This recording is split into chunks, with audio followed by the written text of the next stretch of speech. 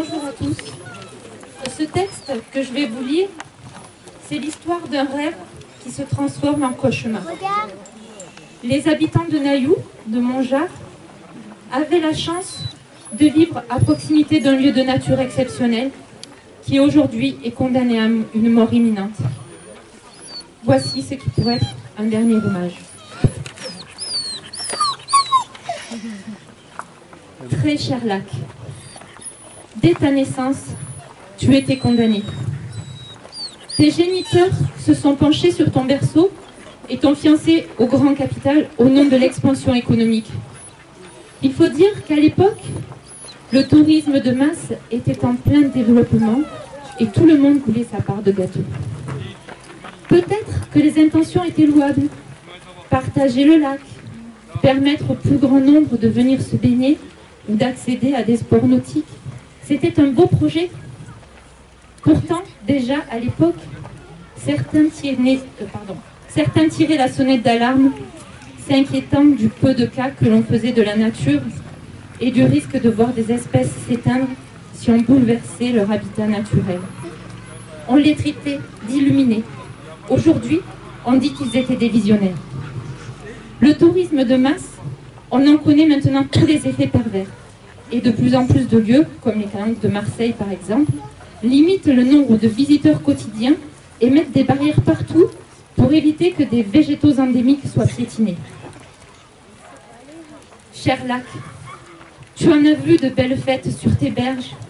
Dans les années 80, un festival de rock s'est tenu quelques années. Puis il y a eu la fête du vent, des concerts un peu plus tard, et plus récemment la fête du lac et son magnifique feu d'artifice sur tes berges.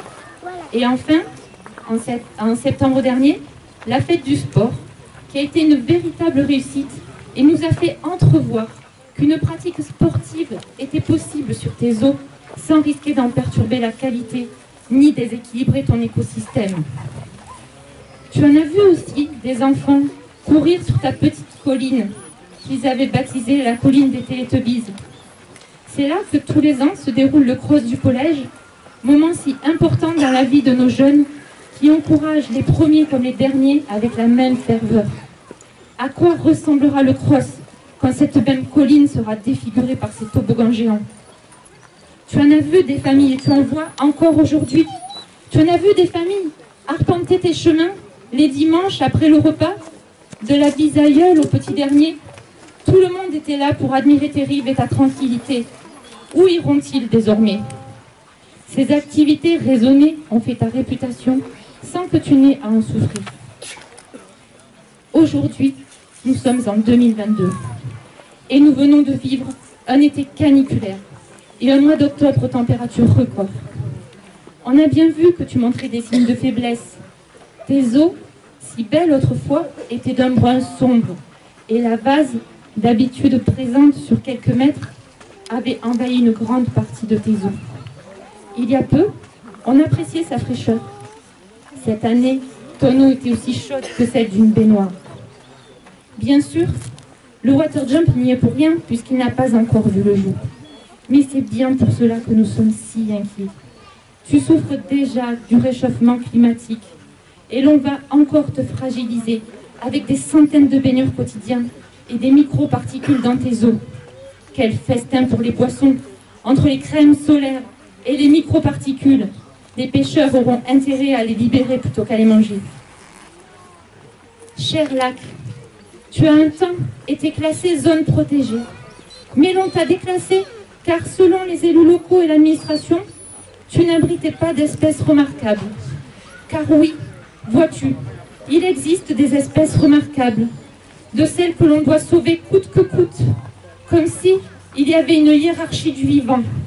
Certaines mériteraient toute notre attention, pendant que d'autres, trop nombreuses, et même parfois vues comme invasives, ne méritent pas notre intérêt.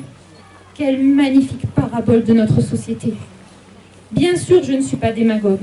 Je mesure l'importance de sauver des espèces en danger, et je soutiendrai tous ceux qui œuvrent pour cela. Mais toute vie mérite considération. La nature mérite notre considération. Et je me battrai pour sauver le moindre brin d'herbe qui court sur tes chemins. le moindre vermisseau qui creuse ta terre, le moindre halevin qui nage dans tes eaux. Excusez-moi, je suis très émue. Voir si nombreux, je me dis que peut-être ce cauchemar va s'arrêter. Mon beau lac, je pleure depuis de longs mois sur ta fin à venir. Je ne peux me résoudre à te quitter. Mais peut-être qu'un jour, je partirai pour ne plus avoir sous les yeux ce spectacle désolant de ta beauté assassinée. Adieu, mon beau lac, et merci d'avoir embelli ma vie toutes ces années à ton côté.